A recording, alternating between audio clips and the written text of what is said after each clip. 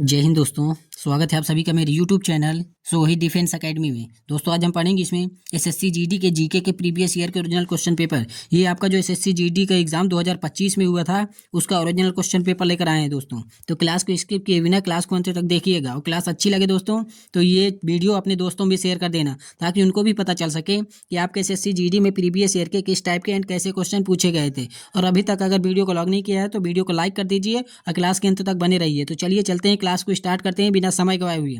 तो ये रहा पहला क्वेश्चन आपके सामने और आप इसका आंसर देने के लिए रेडी रहिए। तो ये रहा पहला क्वेश्चन, प्रथम भारतीय अंतरिक्ष यात्री कौन थे?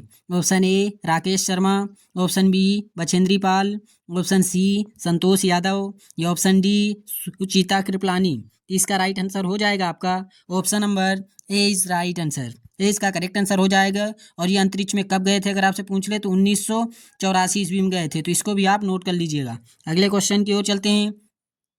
भारत की प्रथम महिला मुख्यमंत्री कौन थी? Option A Sarojini Naidu, option B Sucheta Kripalani, option C Bachendri Pal या ऑप्शन डी इंदिरा गांधी। तो इसका करेक्ट आंसर हो जाएगा आपका ऑप्शन नंबर 20 राइट आंसर।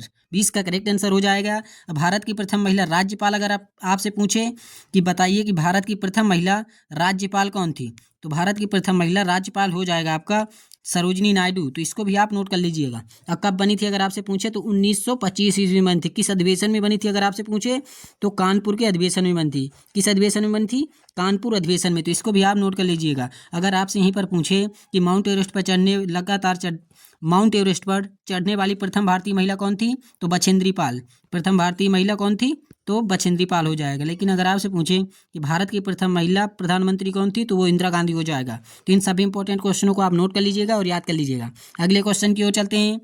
संयुक्त राष्ट्र संघ की स्थापना कब हुई थी? ऑप्शन ए 16 अक्टूबर 1945, ऑप्शन बी 25 जनवरी 1945, ऑप्शन सी 23 मार्च 1945 या ऑप्शन डी 24 अक्टूबर 1945। तो इसका करेक्ट आंसर हो जाएगा आपका option number D is right answer. D इसका करेक्ट आंसर हो जाएगा दोस्तों। ऑप्शन डी इसका राइट आंसर। दोस्तों अगर आपसे पूछे कि संयुक्त राष्ट्र संघ का मुख्यालय कहाँ स्थित है तो संयुक्त राष्ट्र संघ का हेडक्वार्टर यानी मुख्यालय स्थित हो जाएगा आपका न्यूयॉर्क में। कहाँ स्थित है? न्यूयॉर्क में। तो इसको भी आप नोट कर लीजिएगा। लेकिन अगर आपसे पूछ ले कि संयुक्त राष्ट्र संघ में कुल कितने सदस्य होते हैं तो सदस्यों की इसमें कुल संख्या होती है 15। अब 15 में होते हैं आपके 5 स्थायी सदस्य। कितने होते हैं? 5 स्थायी सदस्य और 10 होते हैं अस्थायी सदस्य होते हैं। तो इन दोनों इंपॉर्टेंट क्वेश्चनों को भी आप नोट कर लीजिएगा। चलिए अगले क्वेश्चन की ओर चलते हैं। तो ये रहा क्वेश्चन नंबर आपके सामने 4। संयुक्त राष्ट्र संघ का मुख्यालय कहाँ स्थित है?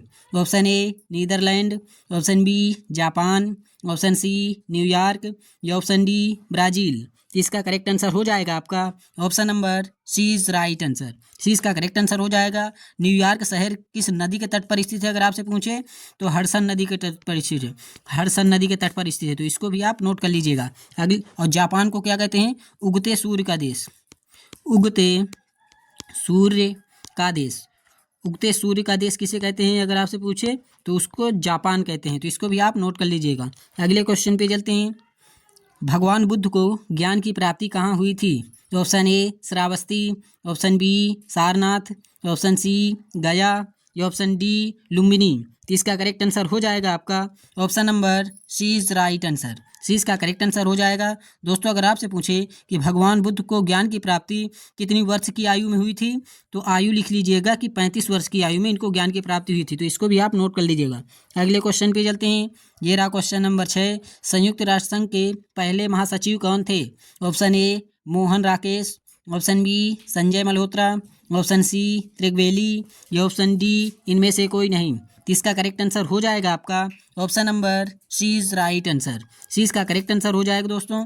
अगर आपसे पूछे कि त्रिगवेली किस देश के रहने वाले थे तो नॉर्वे के। कहाँ के रहने वाले थे? नॉर्वे। नॉर्वे की अगर आपसे राजधानी पूछ ले तो नॉर्वे की राजधानी होती है ओस्लो। नॉर्वे की राजधानी क्या होती है? ओस्लो। तो इसको भी आप नोट कर लीजिएगा। नॉर्वे को ही अर्धरात्रि का देश कहते हैं। अर्धरात्रि का देश। अर्धरात्रि का देश के नाम से किसे जानते हैं अगर आपसे पूछे तो नॉर्वे को कहते हैं। नॉर्वे की राजधानी पूछे तो ओस्लो होती है। तो इन सभी इंपॉर्टेंट क्वेश्चनों को भी आप नोट कर लीजिएगा। अगले क्वेश्चन पे चलते हैं। संयुक्त राष्ट्र महासभा में हिंदी में भाषण देने वाले पहले भारतीय कौन थे? Option A Atal Bihari Vajpayee, option B Pandit Jawaharlal Nehru, option C Mahatma Gandhi या ऑप्शन डी स्वामी विवेकानंद। तो इसका राइट आंसर हो जाएगा आपका option number A is right answer. A इसका करेक्ट आंसर हो जाएगा दोस्तों अगर आपसे यहीं पर पूछ ले कि आप बताइए कि रामकृष्ण मिशन की स्थापना किसने की थी, तो रामकृष्ण मिशन की स्थापना स्वामी विवेकानंद ने। रामकृष्ण मिशन की स्थापना किसने की थी, तो रामकृष्ण मिशन की स्थापना की थी आपके स्वामी विवेकानंद जी ने। और कब की थी अगर आपसे पूछ लें यहीं पर, तो की थी आपकी 1897 ईस्वी में। तो इसको भी आप नोट कर लीजिएगा। चलिए अगले क्वेश्चन की ओर चलते हैं। तो ये रहा क्वेश्चन नंबर 8। संयुक्त राष्ट्र संघ का 193वां सदस्य कौन सा देश है? Option A Australia, option B Brazil, option C Netherland या ऑप्शन डी सूडान। इसका करेक्ट आंसर हो जाएगा आपका option number D is right answer. D इसका करेक्ट आंसर हो जाएगा। दोस्तों अगर आपसे यहीं पर पूछ ले कि संयुक्त राष्ट्र संघ में स्थायी सदस्य कितने हैं आपसे पूछे, तो 5 होते हैं। 5 वो कौन कौन से होते हैं, तो आप ट्रिक के माध्यम से इनको याद कर सकते हैं। A B C F R. A से हो जाएगा अमेरिका, बी से ब्रिटेन, सी से चीन, एफ से फ्रांस, आर से रूस हो जाएगा। तो इनको आप ऐसे भी नोट करके याद कर लीजिएगा। अगले क्वेश्चन की ओर चलते हैं। आपसे प्रीवियस ईयर में ऐसा क्वेश्चन पूछा गया है, इसलिए मैंने आपको ये क्वेश्चन बता दिया है। अगले क्वेश्चन की ओर चलते हैं। किस विटामिन की कमी से खून का रुकाव बंद नहीं होता है? Option A vitamin D, option B vitamin B, option C vitamin K या ऑप्शन डी विटामिन सी। किसका करेक्ट आंसर हो जाएगा आपका option number C is right answer. C इसका करेक्ट आंसर हो जाएगा। विटामिन के की कमी से खून का रुकाव बंद नहीं होता है। तो इसको भी आप नोट कर लीजिएगा। राष्ट्रीय हिंदी दिवस कब मनाया जाता है? ऑप्शन ए 14 जनवरी, ऑप्शन बी 14 सितंबर, ऑप्शन सी 14 अक्टूबर, ऑप्शन डी 14 नवंबर। इसका राइट आंसर हो जाएगा आपका option number B is right answer. 20 का करेक्ट आंसर हो जाएगा। राष्ट्रीय हिंदी दिवस मनाना कब से प्रारंभ हुआ था अगर आपसे पूछ ले, तो 14 सितंबर 1969 ईस्वी से यह प्रारंभ हुआ था। तो इसको भी आप नोट कर लीजिएगा। अगर आपसे पूछे कि विश्व हिंदी दिवस कब मनाते हैं, तो विश्व हिंदी दिवस मनाते हैं, विश्व हिंदी दिवस कब मनाते हैं? 10 जनवरी को। तो इसको भी आप नोट कर लीजिएगा, क्योंकि प्रथम विश्व हिंदी सम्मेलन 10 जनवरी 1975 ईस्वी को हुआ था। कहाँ हुआ था? नागपुर में। कहाँ हुआ था? नागपुर में। तो इसको भी आप नोट कर लीजिएगा और याद कर लीजिएगा। अगले क्वेश्चन की ओर चलते हैं। तो दोस्तों यहीं पर अगर आपसे पूछ ले कि विश्व मधुमेह दिवस या बाल दिवस कब मनाते हैं? विश्व मधुमेह दिवस, मधुमेह एवं बाल दिवस, विश्व मधुमेह एवं बाल दिवस कब मनाते हैं? तो 14 नवंबर को मनाते हैं। तो इन सब इंपॉर्टेंट पॉइंट्स को भी आप नोट कर लीजिएगा। ये रहा क्वेश्चन नंबर 11। संविधान के किस अनुच्छेद द्वारा हिंदी को राजभाषा घोषित किया गया था? ऑप्शन ए अनुच्छेद 120, ऑप्शन बी अनुच्छेद 343, ऑप्शन सी अनुच्छेद 342 या ऑप्शन डी अनुच्छेद 214।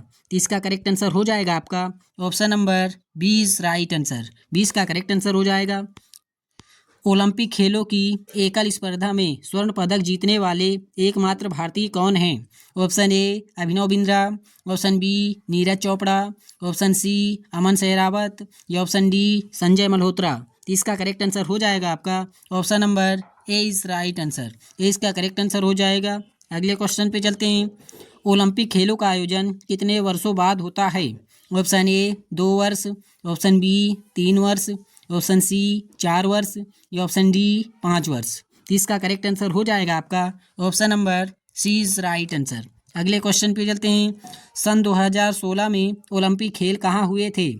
Option A Paris, option B Beijing, option C मिस्र या option D Rio de Janeiro. तो इसका करेक्ट आंसर हो जाएगा आपका option number D is right answer. D इसका करेक्ट आंसर हो जाएगा।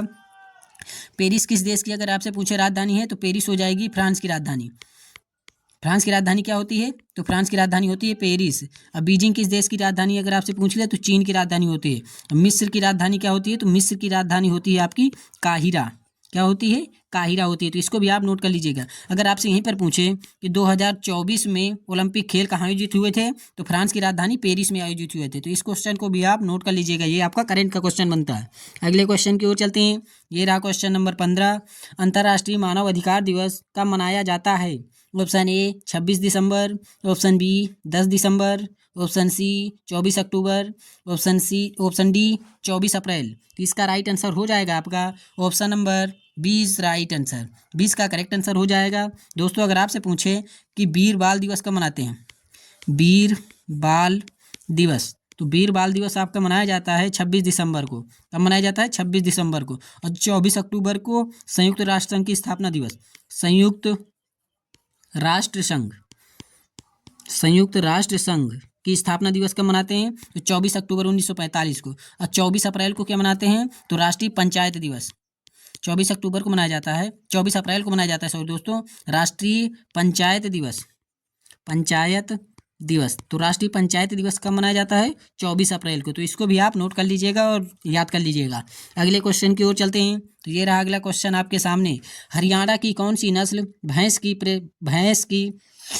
भैंस प्रसिद्ध है? Option A Sahiwal, option B Murrah, option C Buksa, या ऑप्शन डी इनमें से कोई नहीं।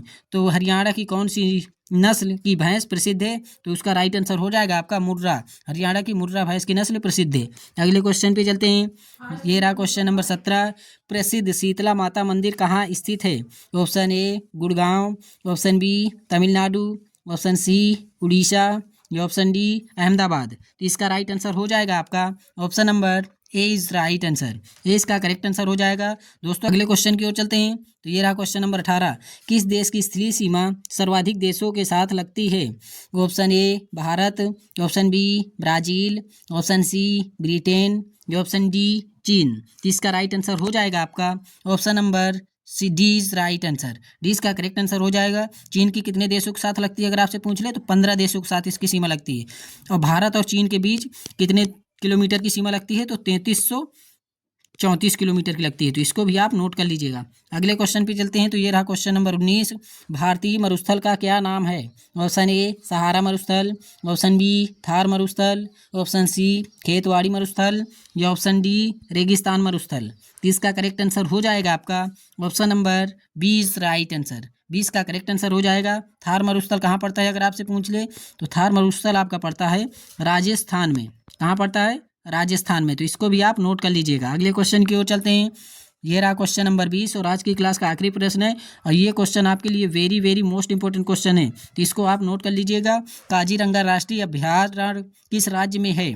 Option A Tamil Nadu, option B Gujarat, option C Uttarakhand, या ऑप्शन डी असम। तो इसका करेक्ट आंसर हो जाएगा आपका option number D is right answer. D इसका करेक्ट आंसर हो जाएगा। काजीरंगा राष्ट्रीय अभयारण्य किसके लिए अगर आपसे पूछ ले प्रसिद्ध है? तो यह प्रसिद्ध है, किसके लिए प्रसिद्ध है? तो एक सींग वाले गेंडों के लिए।